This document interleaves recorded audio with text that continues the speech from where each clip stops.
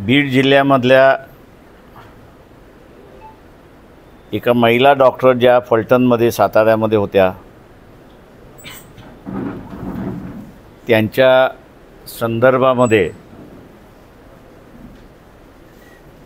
जी परिस्थिती झाली की त्यांना आत्महत्या करण्याच्या इथपर्यंत नेऊन पोचवलं।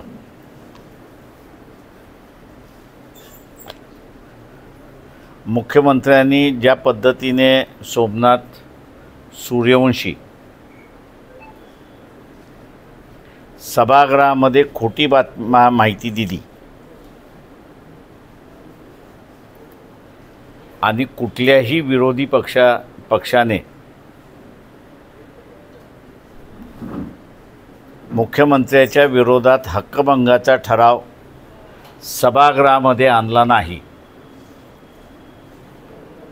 त्याच पद्धतीने जी काही माहिती आमच्याकडे आली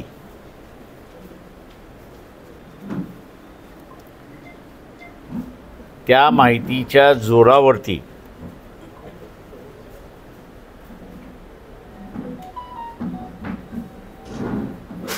पीए जे आहेत खासदारांचे, त्यांनी दबाव टाकला होता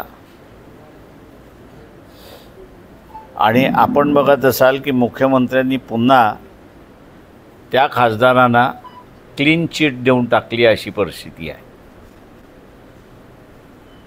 तेव्हा मुख्यमंत्र्यांनी खुलासा केला पाहिजे की खासदाराच्या पीएने फोन केला होता की नव्हता आणि तो स्टेटमेंट करण्या अगोदर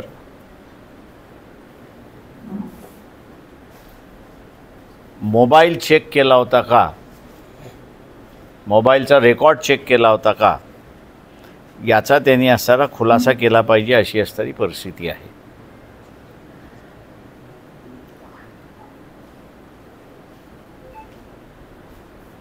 दुसऱ्या बाजूला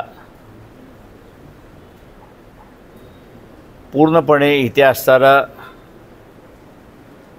फसवण्याचा भाग चाललेला आहे।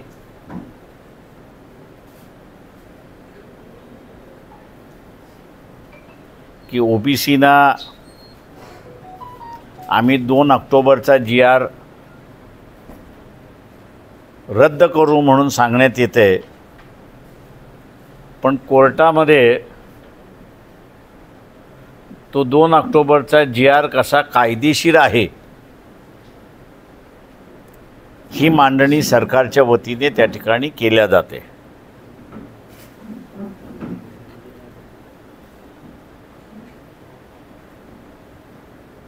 यावर्षी पाऊस अधिक झाल्यामुळे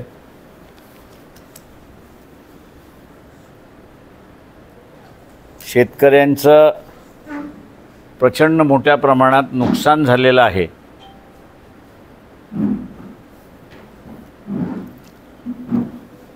फक्त 31,000 कोटीचा आम्ही मदत करणार म्हणून आकडा वर्तमानपत्रातून मी वाचला। हा आकडा माझ्या अंदाजानं रतन खत्रीसारखा मटक्याचा आकडा म्हणून मला त्या ठिकाणी वाटतोय।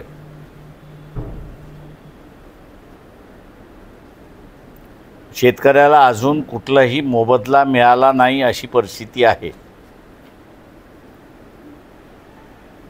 नियमाप्रमाणे ओला दुष्काळ असेल किंवा कोरडा दुष्काळ असेल,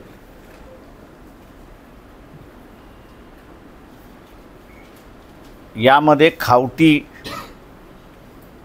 ही वाटप केल्या जात असते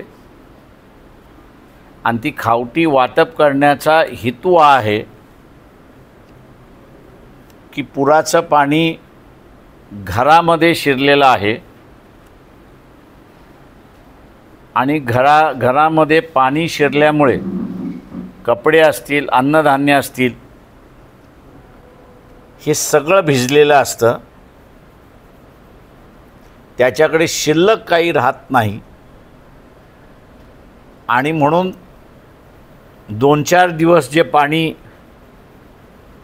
उतरत नाही अशा असणाऱ्या अवस्थेमध्ये त्या शेतकऱ्याला मदत झाली पाहिजे म्हणजे खावटीपुरती असणारी वाटप केलं जात होती, परंतु या सरकारने ती खावटीसुद्धा वाटप केलेली नाही अशी असणारी परिस्थिती आहे. म्हणजे संकटाच्या कालावधीमध्ये शासनाने सामान्य माणसाच्या बाजूने उभं राहिलं पाहिजे किंवा ज्यांचं सगळं भिजलेलं आहे, नुकसान झालेलं आहे, अशाच्या बाजूने उभं राहिलं पाहिजे. ते आपल्याला उभं राहताना त्या ठिकाणी दिसत नाही. तेव्हा जी उदासीन भूमिका या ठिकाणी साताऱ्याच्या असणारे जे डॉक्टरीन आहेत राधिका मुंडे, संपदा मुंडे म्हणून ज्यांच्याबद्दलचं असणारं त्यांनी असणारं जे हे उदासीन दाखवलेली आहे, त्याच पद्धतीने शेतकऱ्यांचं सुद्धा उदासीन दिसते अशी असणारी परिस्थिती आहे. तेव्हा शासनाने माणुसकी दाखवावी. तिजोरी ही काही शासनाच्या मालकीची नाही, तिजोरी ही जनतेची आहे. तेव्हा तिजोरीतला निधी हा जनतेला त्यांनी वाटप करावा आणि मदत द्यावी ही मागणी आम्ही या सर्व त्या ठिकाणी करतो आहोत. जिल्हा परिषदा, पंचायत समिती, नगरपालिका, महानगरपालिकेच्या निवडणुका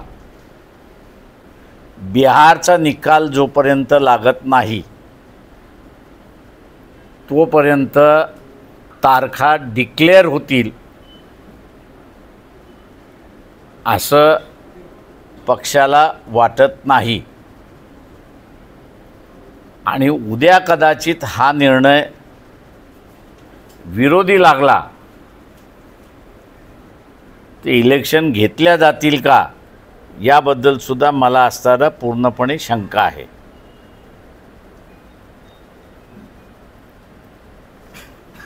परभणी जिल्ह्याची आम्ही असणारं नव्यानं बांधणी त्या ठिकाणी करण्यात आलेली आहे.